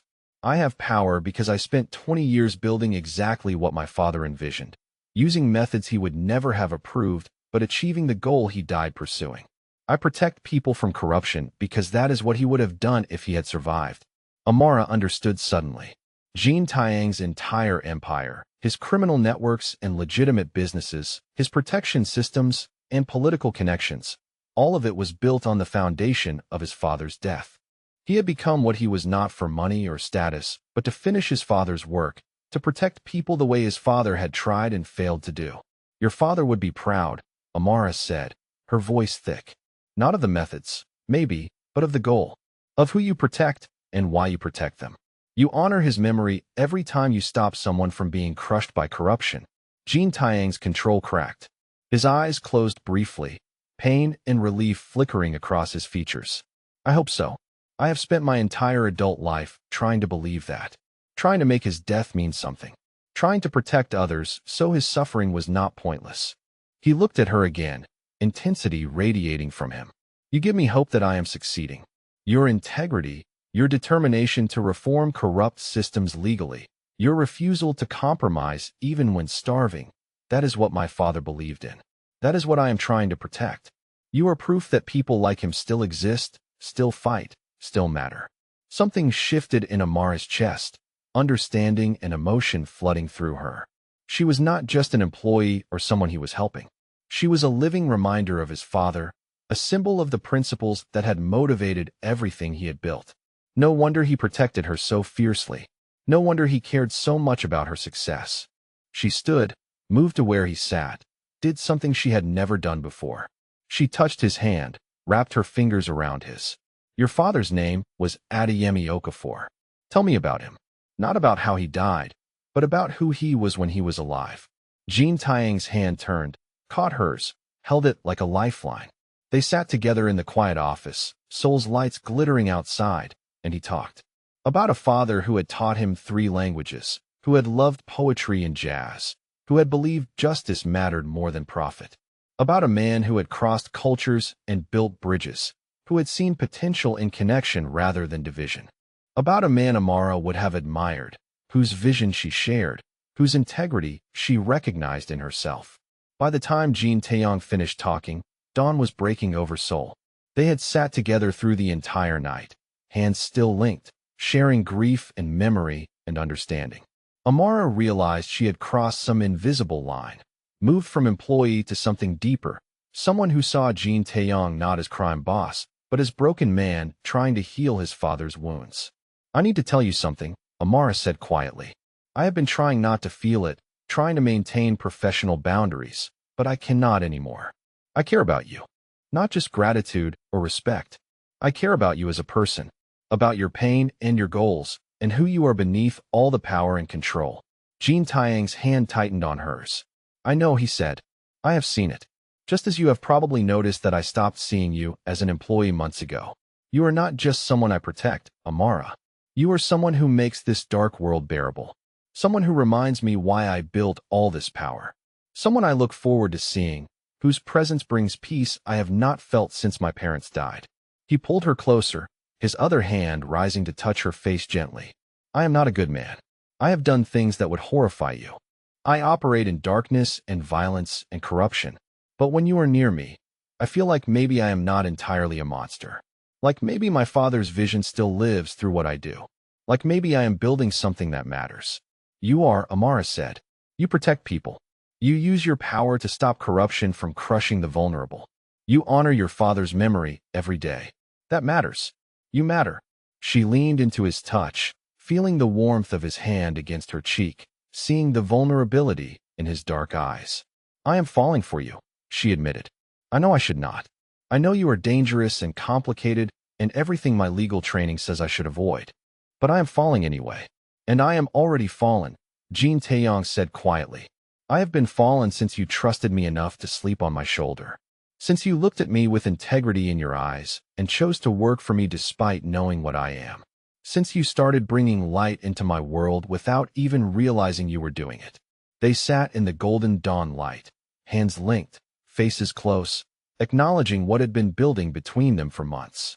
The connection was real. The feelings were genuine. The complications were enormous, but somehow less important than the truth they were finally admitting. Jean Taiyang's phone shattered the moment, buzzing with urgent insistence. He pulled it out, glanced at the screen, and his expression changed instantly from vulnerable to cold and dangerous. What is it? Amara asked. Threat assessment, he said shortly. My security team has identified surveillance on this building. Someone has been watching the office, tracking movement patterns, gathering intelligence. He scrolled through the report, his jaw tightening. They have also been watching your apartment. And your university. Who? Amara asked, fear spiking through her. The Choi family, Jean Taeyong said. A rival organization. They have been losing territory to my operations. It appears they have decided to target you as leverage against me. He stood abruptly, already making calls, issuing commands in rapid Korean. His entire demeanor shifted from the vulnerable man who had shared his history to the crime boss who protected his territory with ruthless efficiency. Within minutes, his office was filling with security personnel, receiving instructions, coordinating response. You are not going to university today, Jean Taeyong said to Amara, his voice allowing no argument. You are staying here where security is absolute. My people will retrieve your belongings from your apartment. You do not leave this building until the threat is neutralized. For how long? Amara asked. However long it takes, Jean Taeyong said. The Choi family is not subtle. If they are watching you, they are planning to use you. I will not allow that to happen. Over the next 3 days, Amara stayed in Jean Taeyong's penthouse, the most secure location in his empire. She watched him mobilize his entire organization, moving pieces across Seoul like a chess grandmaster. He was cold, precise, terrifying in his efficiency. This was the crime boss in full, and Amara saw clearly why people feared him. But she also saw that every move he made was protective. Every strategy was designed to eliminate the threat without escalating to open war. Every decision balanced effectiveness with minimizing collateral damage.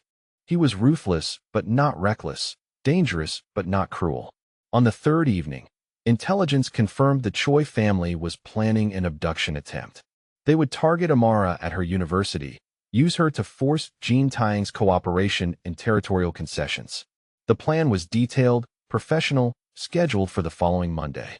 Jean Taeyang read the report with icy calm. Then he made a series of phone calls, quiet and devastating. Amara heard only his side of the conversations, but she understood enough to know he was ending the threat permanently. "What will you do?" she asked when he finished. "What I must," Jean Taeyang said. "The Choi family declared war when they targeted you. I will respond appropriately. Their leadership will be removed. Their operations will be absorbed or destroyed. The message will be clear. Touching what is mine results in total annihilation. People will die," Amara said quietly. "Because of me. People will die because they chose to threaten innocence," Jean Taeyang corrected. "Because they believed I would negotiate instead of retaliate. Because they made a mistake, and mistakes in this world have consequences. You are not responsible for their choices, Amara. I am responsible for protecting you from those choices." He came to where she sat, knelt down, so they were eye level. "I need you to trust me completely. I need you to accept that this is what I do, who I am. I eliminate threats. I protect my people with overwhelming force. It is not pretty, not legal, not something that will appear in law textbooks.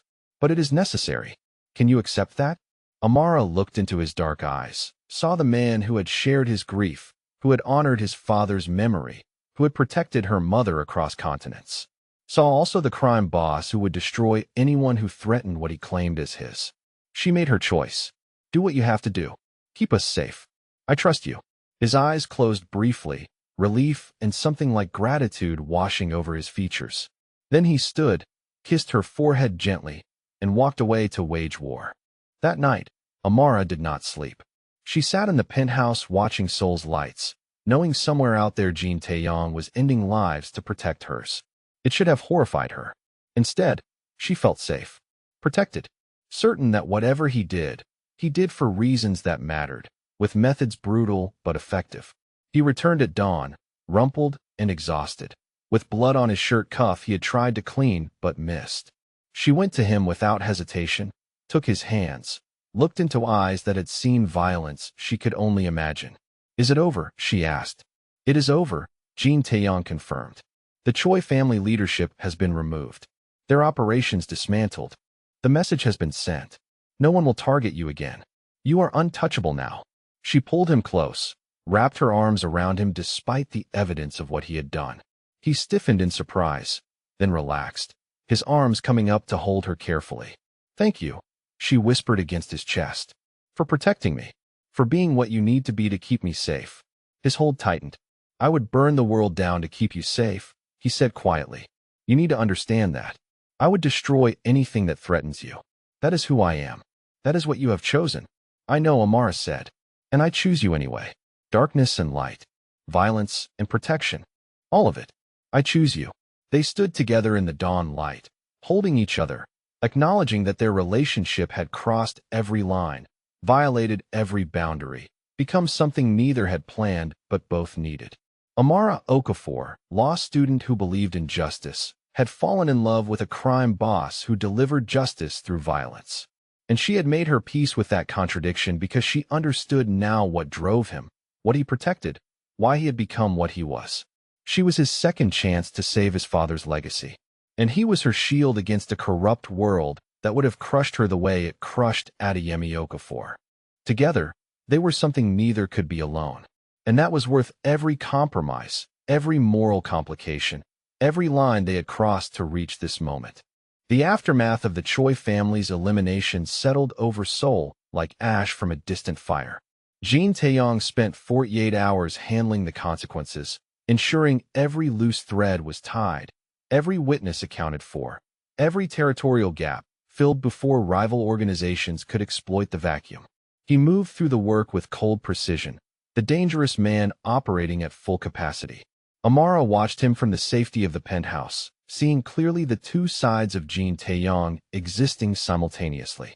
The man who had shared grief and vulnerability with her. The crime boss who had just dismantled an entire criminal organization to protect her. Both were real. Both were him. And she had chosen to accept all of it. On the third day after the threat ended, Jin Taeyong finally returned to the penthouse at a reasonable hour, looking less like he was heading into battle and more like a man who had won a war. The tension that had radiated from him for days had eased. His movements were less sharp, his expression less guarded. Amara was working at the dining table, reviewing contracts for a shipping expansion Jin Holdings was pursuing into West Africa. She looked up as he entered, took in his appearance. The expensive suit was perfect again, no evidence of violence. His hair was styled back, his features composed. But his eyes, when they met hers, held something raw and honest. "It is truly over," he said without preamble. The Choi family no longer exists as a functioning organization. Their territory has been absorbed. Their leadership is scattered across countries where they face legal consequences for unrelated activities. No one will attempt to use you against me again. The message has been received throughout Seoul's underworld. He moved to where she sat, pulled out a chair, sat down with visible exhaustion. "I have not slept properly in 3 days. I have made decisions I will carry for the rest of my life. I have done things that would give you nightmares. And I would do all of it again without hesitation because you are safe now." Amara reached across the table, took his hand. "I know what you did. I know what it cost. And I am grateful. I will not pretend to understand fully or approve of all methods. But I understand why. You protected me. You kept your promise." Jin Taeyong's hand turned, gripped hers tightly. "I need to tell you something," he said. "Something I realized while handling this situation. Something I can no longer avoid saying." He was quiet for a moment, organizing thoughts, stripping away the last defenses. "When I first saw you on that train, exhausted and trusting enough to fall asleep on my shoulder, I was intrigued. When I researched you and learned your name was Okafor, that you were from Lagos, working yourself to death with integrity, I was motivated by memory of my father. I told myself I was helping you because you reminded me of him, because protecting you honored his legacy. But that was not entirely true," Jin Taeyong continued. "Or it was true at first, but it became something else very quickly. You were not just a symbol of my father's principles. You were Amara, brilliant and principled and determined. You challenged me, corrected my contracts, stood up to me when I was wrong. You brought light into my office, made me laugh, made me remember there is more to life than power and revenge." His eyes locked on hers, dark and intense. "I told myself I was protecting you because of my father. But the truth is I am protecting you because I am selfish. Because you make this dark world bearable. Because when I come home and you are here, working at this table, I feel like maybe I am not entirely a monster. Because you see who I am, all of it, the violence and the protection, the crime and the purpose, and you choose me anyway." Amara's heart was pounding. She stood, moved around the table to where he sat. "I choose you," she said clearly. "Not because you remind me of anything or because I owe you. I choose you because you are kind to your employees. Because you learned about my culture to understand me better.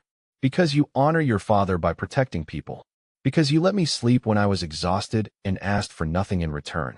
Because you are complicated and broken and trying to build something good from terrible circumstances."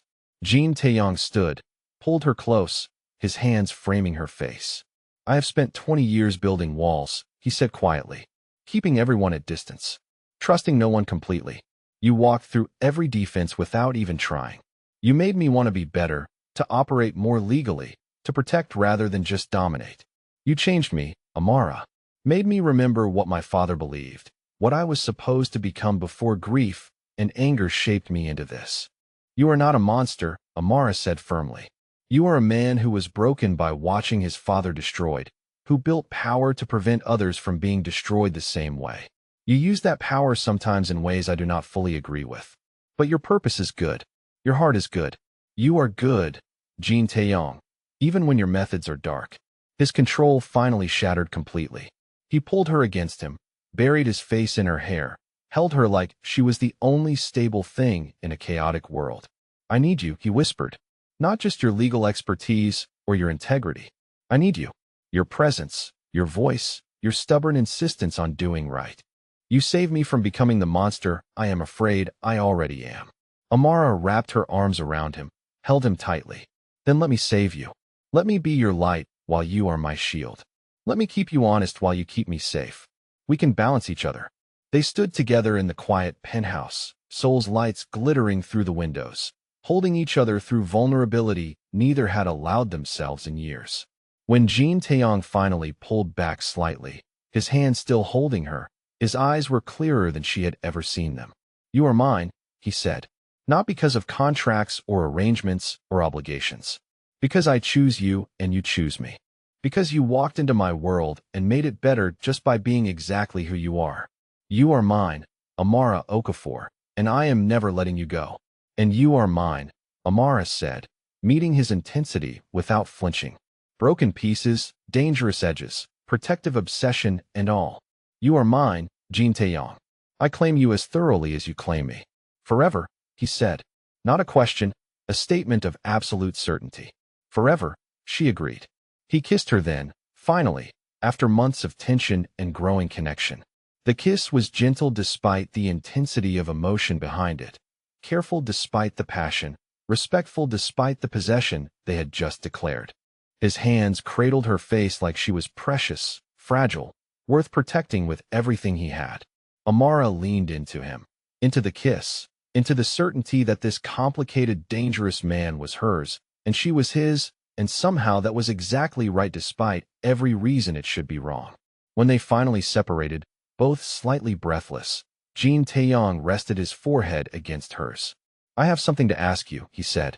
Something I have been considering since the moment I realized you were more than someone I was protecting.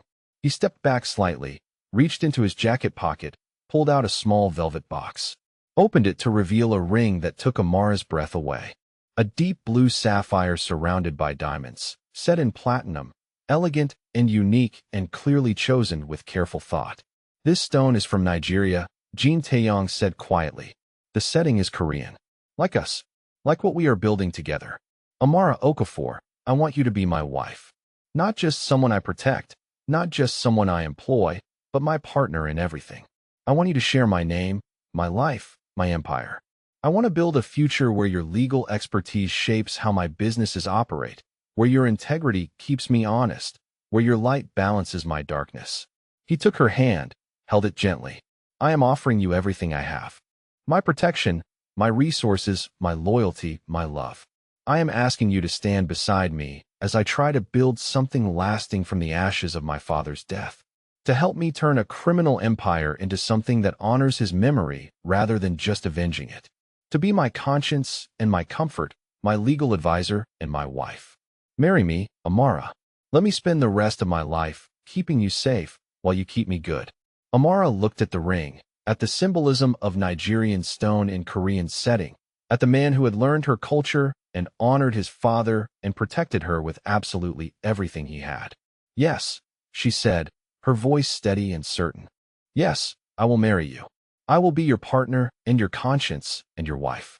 I will help you build something your father would be proud of. I will balance your darkness with my light. Yes. Jin Taeyong slipped the ring onto her finger, a perfect fit because of course he had researched and planned and ensured everything was exactly right. Then he pulled her close again, kissed her with joy and relief and promise. They stood together as the sun set over Seoul, engaged, committed, choosing a future that would be complicated and challenging and absolutely right. Over the next weeks, Jin Taeyong made his plans reality with the same efficiency he applied to everything. He restructured Jin Holdings, creating a legal division that Amara would head after graduation. He began divestment from certain operations that were too clearly criminal, shifting resources toward legitimate businesses that could be operated transparently. He used his political connections to push for anti-corruption initiatives in both Korea and Nigeria, honoring his father's vision while using methods his father never could have imagined. He introduced Amara to his organization as his future wife, his partner, someone whose word carried the same weight as his own. The message was clear. Amara Okafor was not to be undermined, threatened, or disrespected. She was Mrs. Jean in everything but paperwork, and her authority was absolute. Amara finished her law degree while planning a wedding, balancing studies with increasingly important work at Jean Holdings. She implemented compliance programs, revised contracts to ensure legal operation, advised on international expansion. She used her legal training exactly as she had always intended, to hold powerful people accountable, to keep systems honest, to protect the vulnerable from corrupt officials. The difference was that instead of doing it from outside as a prosecutor or reformer, she was doing it from inside as Jean Taiyang's partner in conscience. More effective, perhaps. Certainly more complicated, but undeniably making a difference. Her mother came to Seoul for the wedding, healthy and glowing, expressing gratitude and some confusion about how her daughter had ended up marrying a wealthy businessman. Amara introduced Jean Taeyong carefully, emphasizing his legitimate businesses, his protection of employees, his commitment to honoring his Nigerian father's legacy. Her mother saw a respectful man who made her daughter happy and safe, and that was enough. The wedding itself was small and private, a blend of Korean and Nigerian traditions. They married in a garden overlooking Seoul, exchanged vows in both English and Korean, wore traditional clothing from both cultures. The ceremony honored both Jean Taiyang's mother and father, both the cultures that had shaped him, both the worlds he operated in. Amara wore Nigerian wedding attire in deep blue and gold, her natural hair styled in elaborate braids. Jean Taeyong wore a hanbok in complementary colors, traditional Korean wedding clothing that emphasized his heritage. They looked like what they were, a bridge between worlds, a partnership across cultures, two people choosing each other despite every complication. When the officiant asked if they promised to honor each other, to support each other, to build a life together, they answered in unison. We do. 6 months after their marriage, Amara stood in her office at Jean Holdings, now officially the Director of Legal Affairs and Compliance. She reviewed a contract for expansion into West African shipping routes, marking clauses that needed revision, noting regulatory requirements that had to be met.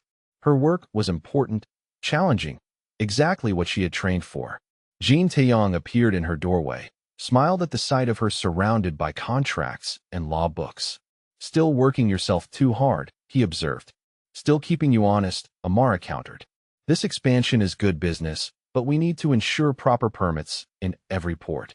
No bribes, no shortcuts, everything documented correctly. I would expect nothing less, Jean Taeyong said. He crossed to her desk, dropped a kiss on her forehead. Your integrity is why I married you. Well, one of many reasons. Amara stood, stretched, moved into his embrace. We are building something good, she said. Your father's vision, legal and transparent, and actually helping people. The shipping routes will create jobs. The compliance programs are becoming industry standard. We are changing how business operates. We are, Jean Taeyong agreed. You are changing how business operates. I am simply providing the resources and connections. You are providing the vision and integrity. They stood together in her office, partners in business and life, balancing each other. Later that evening, they would go home to the penthouse they shared, would have dinner together while discussing legal theory and business strategy. Amara would study for the bar exam she was taking next month. Jean Taeyong would review intelligence reports and financial statements. They would exist in their complicated world, holding each other through the challenges. But in this moment, they simply stood together, looking out at Seoul spreading beneath them, aware of how far they had come from that train ride months ago when an exhausted student had fallen asleep on a stranger's shoulder. Amara thought about that night often, how desperation and exhaustion had led her to trust someone she should have feared, how that trust had been honored and protected and transformed into something beautiful, how the dangerous stranger had turned out to be exactly what she needed, a shield against corruption, a partner in purpose, a man who understood both darkness and light. She had walked into that train car with bruises from exhaustion and fear about impossible debt. She had fallen asleep on Jean Taeyang's shoulder because she had been too tired to stay awake, too desperate to maintain walls. Now she stood beside him as his wife, using his power and her integrity to build something that mattered. Her mother was healthy. Her education was complete. Her future was secure. And she was loved absolutely by a man who would burn the world down to keep her safe. You know what I think about sometimes, Amara said quietly. What? Jean Taeyong asked. That train ride. How exhausted I was. How I fell asleep on your shoulder without meaning to. How that one moment of accidental trust changed everything. Jean Taeyong pulled her closer. I think about it constantly.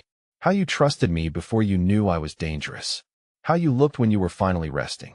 How I decided in that moment that I would protect you if I ever got the chance. You trusted me when you were too tired to be careful.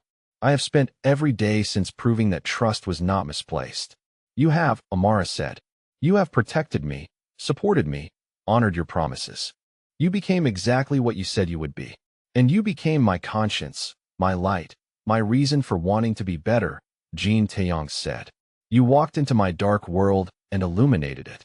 You made me remember my father's vision. You made me want to build something good instead of just powerful. Together, Amara said, we build it together. Your power, my integrity. Your protection, my principles. Balance. Balance, Jean Taeyong agreed. They turned back to the windows, watched the sun set over Seoul, a city that held both their pasts and their future. Somewhere in that sprawling metropolis, other people were struggling the way Amara had struggled. Other people were being crushed by corruption the way Jean Taeyong's father had been crushed. But now Amara and Jean Taeyong had the power and the purpose to help, to protect, to keep systems honest while protecting the vulnerable, to honor Adeyemi Okafor's memory by building exactly what he had envisioned, using methods he might not have approved but achieving results he would have celebrated. Amara was no longer the exhausted student falling asleep on trains, desperate and alone. She was Mrs. Jean Amara Okafor, Director of Legal Affairs, partner to one of Seoul's most powerful men, using her voice and her values to shape how an empire operated. She was safe. She was loved. She was exactly where she was meant to be. And it had all started with a moment of accidental trust, a shoulder offered in kindness, a dangerous man who chose protection over indifference. Some people might call it fate. Amara called it grace. Jean Taeyong called it the best decision he never consciously made, letting a stranger rest against his shoulder instead of pushing her away. Whatever it was, it had given them both exactly what they needed. Partnership, purpose, peace in each other's presence despite the chaos surrounding them. And that was worth every complication, every moral compromise, every line they had crossed to reach this moment together. Forever, Amara whispered, looking at the ring on her finger, the Nigerian sapphire catching the light. Forever, Jean Taeyong agreed, his arms around her, his protection absolute, his love unshakable. In the city below, trains still ran their routes, carrying exhausted students and dangerous strangers, moments of trust and transformation waiting to happen. But for Amara and Jean Taeyong, their journey was complete. From strangers on a train to partners in life, from desperate survival to purposeful thriving, from isolation to absolute certainty that they would face everything together. The train ride was over. The destination reached. And the future stretched ahead of them, complicated and challenging and absolutely right.